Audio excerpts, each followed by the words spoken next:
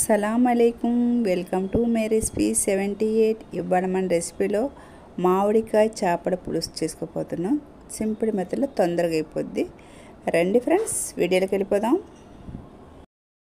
ఇలాగ కేజీన్నర చందు చేపలు తీసుకున్నాక ఇవన్నీ ఫ్రై చేయడానికి కొద్దిగా ఏమో పులుసు చేయడానికి ఇలా తీసుకున్నాను. ఇలా తీసుకున్న తర్వాత ఒక పెద్ద సైజు నిమ్మకాయ సైజు అంతా మన చింతపండు తీసుకొని పిండి తీసి ఆ చింతపండు రసాన్ని మనం ఈ చేపల్లో వేసుకోవాలి. ఇలా పోసుకున్న తర్వాత అలాగే మసాలా తీసుకుందాము. 2 టేబుల్ స్పూన్ వచ్చి ధనియాల పొడి, 1 టేబుల్ స్పూన్ వచ్చి జీలకర్ర పొడి, 1 టేబుల్ స్పూన్ వచ్చి కారపొడి. నేను ఈ మూడుని మిక్సింగ్ చేసి తీసి పెట్టుకున్నాను. ఈ పౌడర్ని ఇప్పుడు దీంట్లో వేసుకుందాము. అలాగే ఒక 1/2 టేబుల్ స్పూన్ పసుపు, అలాగే కొద్దిగా ఉప్పు వేసుకొని బాగా కలుపుకొని మన పక్కన మూత పెట్టేసి పెట్టుకోవాలి. అలాగే స్టవ్ వెలిగించుకొని ఒక ప్యాన్ పెట్టేసుకోవాలి. ప్యాన్ పెట్టేసుకున్న తర్వాత మనము కొద్దిగా ఆయిల్ వేయాలి. ఆయిల్ హీట్ ఎక్కాక ఒక 1/2 టేబుల్ స్పూన్ వచ్చేసి మెంతులు, 1 టేబుల్ స్పూన్ వచ్చి ఆవాలు, ఇలా చిటపటలాడాక ఒక పెద్ద సైజు ఉల్లిపాయ సన్నగా కట్ చేసుకుని వేసుకోవాలి. అలాగే కరివేపాకు ఇవి బాగా ఫ్రై అవ్వనివ్వాలి. ఇలా ఫ్రై అయిన తర్వాత అలాగే ఒక పచ్చి మామిడికాయలు తీసుకొని మనం కట్ చేసుకోవాలి. ఏ సైజు కావాలంటే మనం ఆ సైజు ఇలా కట్ చేసుకోవాలా. ఇలా కట్ చేసుకున్న దాన్ని ఇప్పుడు మనం తాలింపు వేసుకోవాలి. ఇలా వేసుకొని కొద్దిగా ఉప్పు వేసుకోవాలి. ఉప్పు వేసుకొని 1-2 నిమిషాలు మనం మూత పెట్టేసుకోవాలి. ఇప్పుడైతే మనకైతే 1 నిమిషం అయిపోయింది. ఇప్పుడు చూద్దాము. చూసారా, మామిడికాయ వచ్చి కలర్ మారింది. ఇప్పుడు దీంట్లో మనం 1 టేబుల్ స్పూన్ వచ్చి కారపొడి వేసుకుందాము. ఇలా వేసుకొని బాగా కలుపుకోవాలి. మీకు మామిడికాయ వచ్చేసి పులుపు ఎక్కువ ఉందనుకోండి, చింతపండు పులుసు తక్కువ వేసుకోండి. అలాగే తక్కువ ఉంటే పులుపు అయితే ఎక్కువ చింతపండు రసం వేసుకోండి.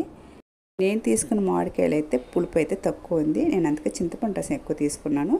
ఇప్పుడు మన చేపల పులుసులో మన మసాలాన్ని కలిపి పెట్టుకున్నాం కదా, కలిపి పెట్టుకొని తీసుకుని ఇలా పోసుకోవాలి.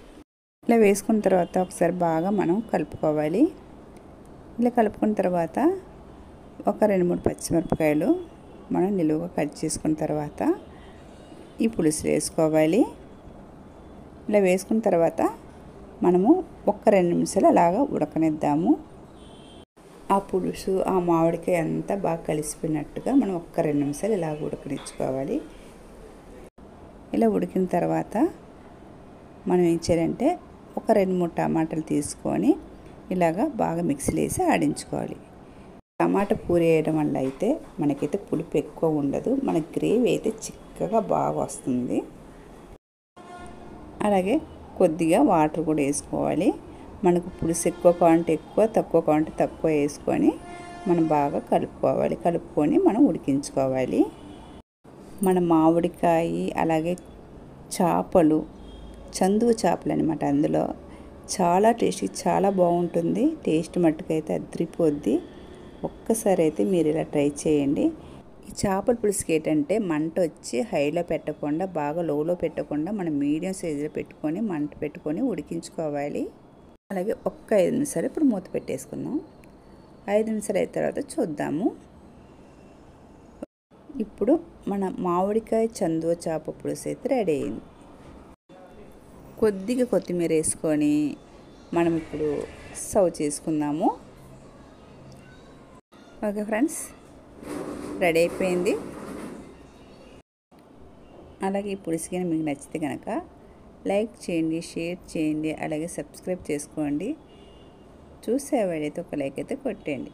బాయ్.